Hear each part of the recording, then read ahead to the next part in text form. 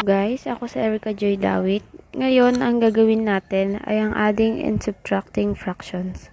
So, bali ang gagawin natin sa video na ito, ituturo ko sa inyo ang madaling proseso kung paano ba ginagawa ang pag-add at pag-subtract ng fractions. Mag-umpisa tayo sa halimbawa number 1. Meron ako ditong 1/4 plus 1/3. Ang normal na ginagawa dito, una, meron tayong denominator at yun ang 4 at 3. Ayun yung dalawang denominator ng fractions. Ang gagawin sa 3 at 4 ay imumultiply. 3 times 4 at ang sagot ay 12. Ayan na magiging denominator sa fractions natin. Paano naman ngayon ang numerator? Ang unang numerator natin ay 1. I-multiply mo lang siya diagonally papunta sa 3. Tapos, 1 times 3, ang sagot ay 3.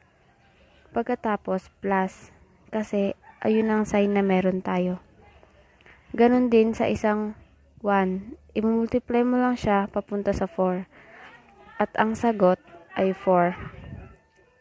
Pagkatapos, i-add mo lang ang numerator at ang sagot 7, 12.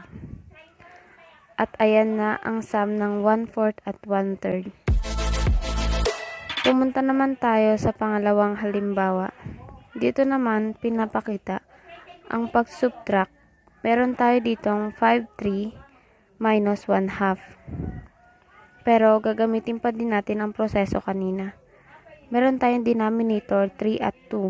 Imumultiply ang dalawa at ang sagot ay 6. At imumultiply diagonally at ang sagot ay 10. Minus, kasi minus ang sign natin.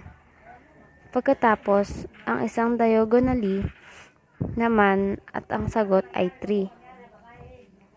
At isubtract natin ang numerator. 10 minus 3 equals 7.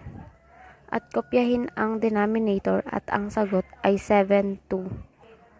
At ito ang halimbawa ng adding and subtracting fractions.